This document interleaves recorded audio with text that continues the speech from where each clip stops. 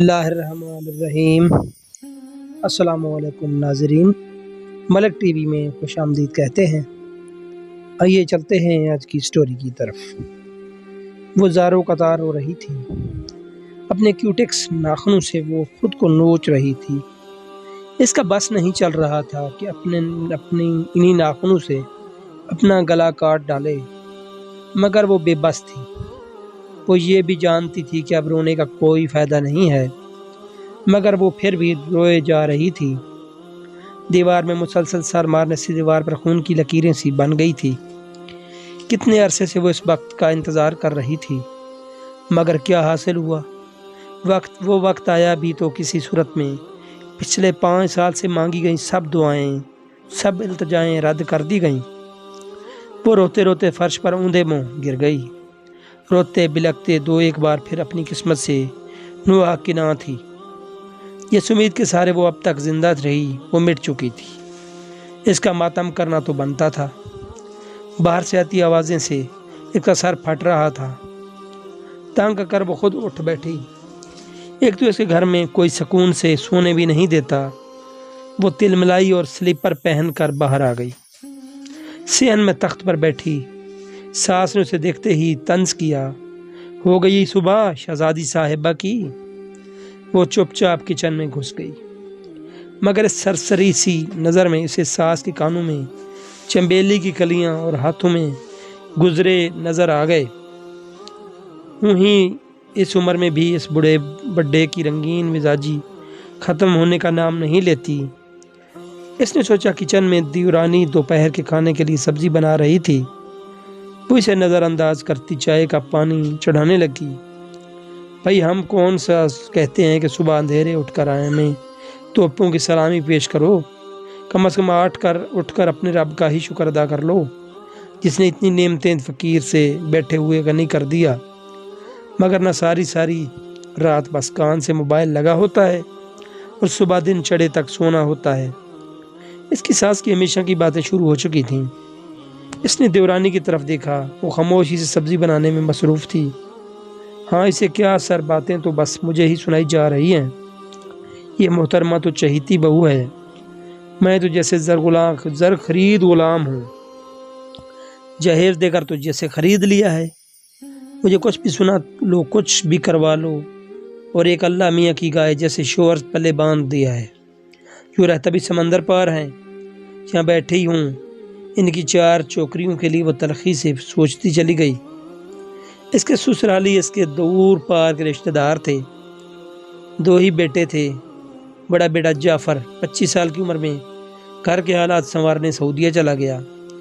کچھ عرصے بعد شادی کی گھر سے آیا اور پھر جلد ہی واپس چلا گیا۔ 2 سال بعد اس کی بیوی جانے کون سی بیماری سے وفات پا گئی تو پھر وہیں کا ہو کر رہ گیا۔ اب چھوٹے کا بیاہ کرتے ماں باپ کو پھر سے 40 سالہ جعفر کی شادی کا خیال آیا، مگر اس عمر میں اس کے جوڑ کا کوئی رشتہ کہاں ملتا، سو انہیں اپنے پار کے ان غریب رشتہ داروں کا خیال آیا۔ یہ رشتہ آیا، ان کے گھر آیا، 3 تو میرے حیرت اور خوشی کے اس کے ماں باپ کے منہ ہی کھل گئے۔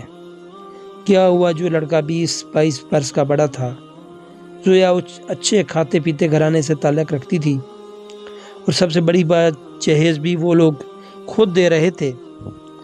بس کیا تھا نا، آنن فانن رشتہ کر دیا گیا، یہ سوچے بغیر کہ زویا تو بچپن سے ہی اپنے چچزاد ارشاد کے ساتھ منسوب ہے۔ مگر زویا کو بھی کہاں اس رشتے پر اعتراض تھا۔ پوری ہوتی بہت سی آسودہ خواہشات اور خوابوں نے کچی عمر کی محبت کو دھندلا دیا تھا، اور شادی والے دن جب اس کا جہیز دکھایا گیا تو سب کی آنکھیں حیرت کی زیادتی سے پھٹ گئیں۔ خود اسے بھی یقین نہیں آ رہا تھا کہ یہ انتہائی قیمتی سامان صرف وہ استعمال کرے گی۔ شادی کے بعد تو اس کے پاؤں مارے خوشی کے زمین پر ہی نہیں ٹکتے تھے۔ جعفر جیسا پیار کرنے والا ہر کسی کو ملا ہی کب تھا۔ عمر کے فرق کے جو خدشات اسے لاحق تھے سب ہوا ہو گئے۔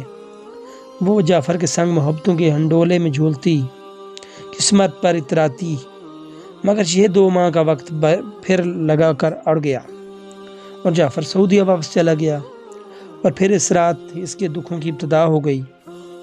ساری رات منہ تکیہ میں دیے آنسو بہاتی رہتی، دیورانی کے کمرے سے ان کی ہنسنے کی آوازیں آتی تو کھڑتی رہتی، اور صبح صبح جب ساس سسر کو مارننگ واک سے واپس پر ہاتھوں میں دیے ہوئے ہاتھ دیکھتی، تن بدن میں آگ لگ جاتی، اور پھر ساس کے کانوں میں کلیاں، راتوں میں گجرے تو جلتی ہی پھر تیل کا کام کرتے۔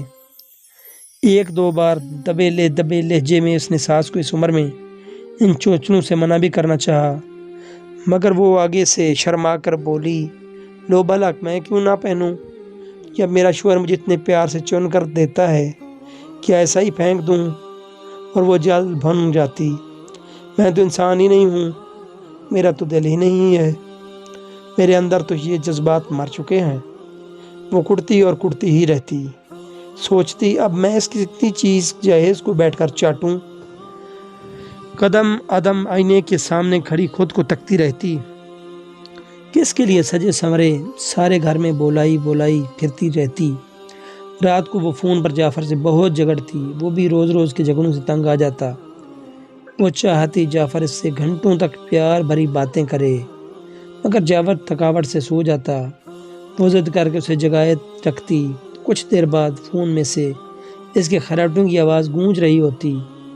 اس کا بس نہیں چلتا، سب تہس نہس کر دے، مگر کیا کرتی، اپنے لیے وہ ایک جہنم چن چکی تھی۔ اپنا آپ مظلوم لگنے لگا، رفتہ رفتہ اس کے اندر کی تلخی باہر آنے لگی۔ اندر کا موسم اچھا نہ ہو تو انسان باہر کے موسم کو بھی بدرنگ ہی بنا دیتا ہے۔ اس کے لہجے کی کڑواہٹ سانس دیورانی کو چکھنی پڑتی، آپ واپس کیوں نہیں آ جاتے؟ وہ رات کو چیخ کر جعفر سے کہتی، میں اب واپس آ گیا تو کھائیں گے کہاں سے؟ کوئی نوکری کر لینا، خالد بھائی بھی تو کرتے ہیں۔ فوال پیش کرتی، وہ پڑھ لکھا ہے، مجھے تو سوائے مزدوری کے کچھ نہیں ملنا، مجھے نہیں پتا، آپ آ جائیں میں روکھی سوکھی کھا لوں گی۔ اسے اب سمجھ آئی تھی کہ محبوب سامنے ہو روکھی سوکھی بھی بن سلوا لگنے لگتی ہے، اور جب یہی ارادے اس کی سانس سن لیتی تو کھری کھری سننے کو ملتی، یہ سب کہنے کی باتیں ہیں، جب روکھی سوکھی کھانے کو ملی تو عقل ٹھکانے آ جائے گی۔ شکر نہیں کرتی کہ اچھے کھانے پینے پہننے اور اڑنے کو مل رہا ہے؟ اتنا ہی شوق تھا تو روکھی سوکھی کا تو بیٹھی رہتی ماں باپ کے پاس، ساس بھی ایسا کون سا غلط کہتی ہے؟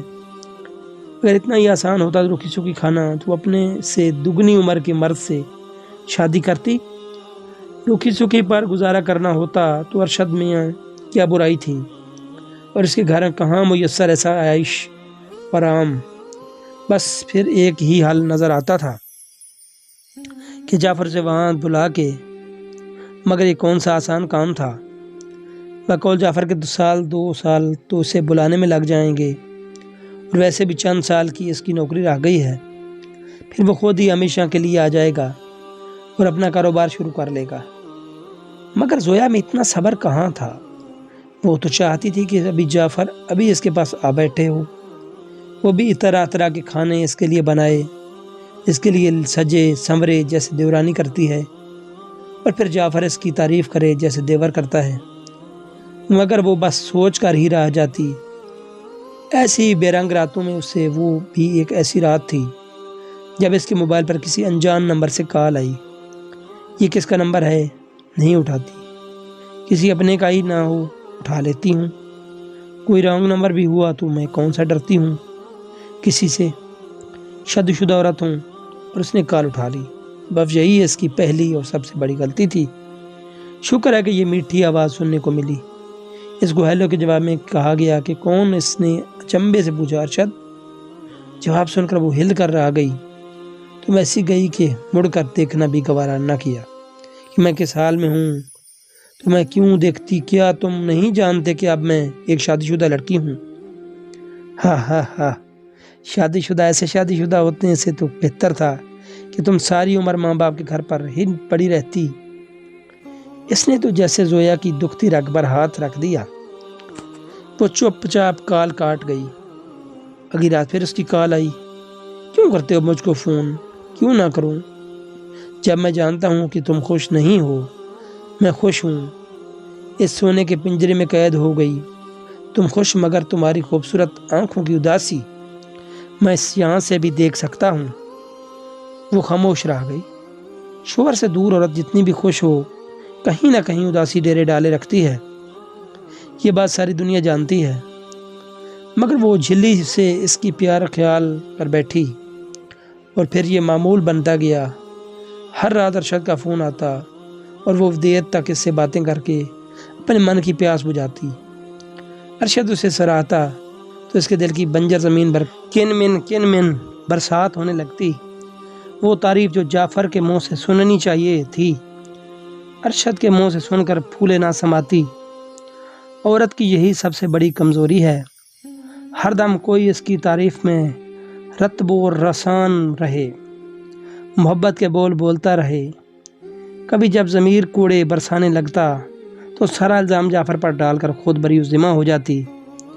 اگر وہ یہاں ہوتا تو میں یہ چور راستہ اختیار ہی کیوں کرتی؟ میں کب تک یہ بن کر اس باس کاٹوں؟ اور صرف بات ہی تو کرتی ہوں، وہ تو میں شادی سے پہلے بھی کرتی تھی۔ بس اسے سوچ سے وہ بات مات کھا گئی۔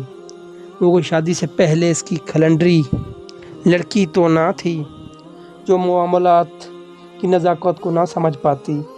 اسے اپنے تمام تر خیالات، تمام تر جذبات صرف اپنے شوہر سے منسوب رکھنے چاہیے تھے، مگر اسے اپنے سب خواہشات ایک ہی وقت میں پوری ہونی چاہیے تھی۔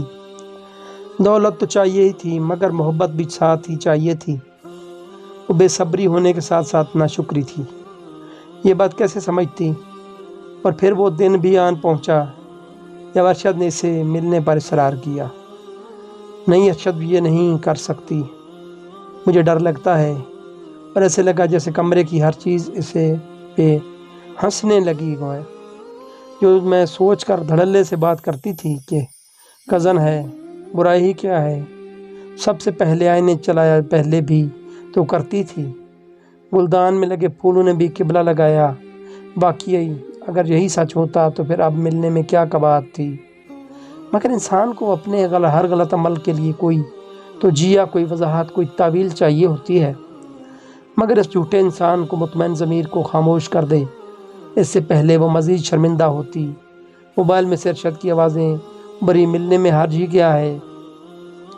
زویا اتنا عرصہ ہو گیا ہے ہمیں بات کرتے ہوئے، کیا میں نے کبھی تمہیں کوئی غلط بات کہی؟ نہیں نا؟ تو اب ایک بار مل لینے سے کیا ہو جائے گا؟ میں صرف ایک دفعہ تمہیں دیکھنا چاہتا ہوں، کب سے تمہاری صورت نہیں دیکھی۔ صرف ایک بار آ جاؤ، میں دوبارہ نہیں کہوں گا۔ نہیں، جب میں ایک بار آ جاؤں گی تو دوسری دفعہ بھی ضرور کہو گے۔ وہ بھی جانتی تھی کہ جب ایک بار غلطی کرنے کی ہمت کر ہی لی جائے تو اسے دہرانا زیادہ مشکل ثابت نہیں ہوتا۔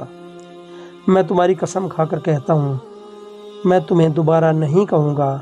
تم کہو گی تو ہمیشہ کے لیے تم سے دور ہو جاؤں گا۔ اس کے لہجے میں چھپی تڑپ دیکھ کر وہ تڑپ اٹھی۔ ٹھیک ہے میں آ جاؤں گی، مگر صرف کچھ دیر کے لیے، اور صرف اچھے دوستوں کی طرح محتاط لہجے میں۔ باور کرایا گیا بے وقوف عورت، بھلا کون سے اچھے دوست چھپ کر تنہائی میں ملتے ہیں؟ اماں میں ذرا بیوٹی پارلر تک جا رہی ہوں، اس نے اطلاع دیتے ہوئے کہا۔ میں تمہیں کیا ضرورت پڑی بیوٹی پارلر جانے کی؟ ساس کی نظر میں سجنا سورنا تو صرف شوہر کے سامنے ہی ہونا چاہیے۔ نہیں، مجھے تو پاگل خانے جانا کی ضرورت ہے۔ بھلا مجھ جیسی عورت کا کیا کام بیوٹی پارلر؟ وہ تپتی، ارے جاؤ جاؤ، تمہارے تو منہ لگنا ہی فضول ہے۔ ساس بیزار ہوئی۔ آپ بھی ذرا رکیے گا، سمین آئے تو میں اسے کپڑے دھونے کے لیے دے دوں، پھر ساتھ ہی چلتے ہیں۔ خالد کہہ رہے تھے کہ بالوں کا کوئی اچھا سا سٹائل بنوا لوں۔ وہ شرمائی تو اسے مزید آگ لگی۔ تم تو جانے کتنی دیر لگاؤ گی؟ میں نے ٹائم لیا ہوا ہے، میں تو جا رہی ہوں۔ وہ چادر اوڑھتی باہر نکل گئی اور کچھ دیر میں ایک 3rd کلاس ریستوران میں بنے چھوٹے سے کیبن میں ارشد کے سامنے آ بیٹھی۔ وہ اسے حال دل سنا رہا تھا جب باہر سے کچھ آوازیں آئیں۔ ارے یہ شوہر کیسے میں پتہ کرتا ہوں۔ ارشد باہر نکل گیا اور فوراً واپس آ گیا۔ جلدی اٹھو، یہ پولیس کا چھاپا پڑا ہے۔ چھاپا؟ مگر کیوں؟ بعد میں وجہ پوچھنا، یہاں ایسا جگہوں پر چھاپے پڑتے رہتے ہیں۔ وہ اسے لے کر باہر نکل آیا، پھر جانے کہاں لے آیا۔ اسے سمجھ نہیں آ رہی تھی کہ وہ کس بات کا رونا روئے، اپنی کم عقلی کا یا قسمت کی ستم ظریفی کا۔ ارشد اسے بیچ چکا تھا، وہ ٹھکرائے جانے کے بعد سے بدلے کی آگ میں جل رہا تھا۔ آج اس نے اپنا بدلہ لیا تھا۔ 5 سالوں سے وہ مسلسل ایک جہنم میں اپنے سے وہ ایک میں تھی جس نے ارشد کے ہاتھوں خریدا تھا۔ اس نے اسے آگے بیچ دیا۔ وہ نہیں جانتی تھی وہ کتنی دفعہ بیچی گئی تھی، کتنی دفعہ خریدی گئی۔ یاد تھی تو بس اپنے ناشکرے پن کی عادت، جو نعمتیں اسے میسر ہوئی تھیں انہیں بے شمار کرتی۔ کاش اس کے شمار میں تھوڑا شکر، تھوڑا صبر بھی ہوتا، مگر اس کاش پورا ہو جانا بھی خود ایک کاش ہی ہوتا ہے۔ ان تکلیف اور اذیت سے بھرے شب و روز میں وہ ہر پل یہی دعا کرتی کہ کہیں اس کے گھر والوں کو اس کا پتہ چل جائے اور وہ اسے جہنم سے نکال کر لے جائیں۔ اسے کیا خبر اس کے پیچھے گھر والوں پر کیا گزری۔ اس کی ماں چارپائی سے جاگی اور باپ کا رواں دواں انتظار بن گیا، کہیں سے اس کی لاڈلی بیٹی کی خبر آئے۔ اور پھر ایسا کیا ہوا، یوں ہی بکتے بکاتے محفل کرتے کراتے وہ اس ارشد کے بیٹے کے عقیقے کی محفل پر جا پہنچی۔ ہمارے صدمے کے وہ تو پتھر ہی بنی بیٹھی تھی۔ خاندان والے لان تان کرتے منہ چھپا رہے تھے۔ ماں کو خبر ہوئی تو وہ دنیا کے تانوں کو نظر انداز کرتا دوڑتا چلا آیا اور اس کے مالک کے پیروں میں آن گرا کہ اس کی بیٹی واپس بخش دی جائے۔ مالک یہ کہتے ہوئے کہ 4 لاکھ لے آؤ، لڑکی لے جاؤ۔ زیا کو لے کر واپس آ گیا، اس کے سسرال جا پہنچا۔ وہ بولے 5 سال ہو گئے اسے اغوا ہوئے، اتنا عرصہ جانے کہاں رہی، جس حالت میں ملی ہے اب وہ اس کسی شریف گھر میں بہو بیٹی بن کر رہنے کے لائق نہیں ہے۔ پڑی رہنے دو جہاں پڑی ہے۔ باپ چپ چاپ لوٹ آیا، سارے خاندان نے اسے واپس لانے سے انکار کر دیا اور باپ بیچارہ پھر سے اب آنکھوں میں درد اور بے بسی کے لیے چپ کر کے بیٹھ گیا۔ وہ ساری رات روتی رہی۔ صبح جب اس کے کمرے میں آئے تو وہ ہمیشہ کے لیے خاموش ہو چکی تھی، مگر جاتے ہوئے اب وہ اپنے خون سے ناشکری لکھ گئی تھی۔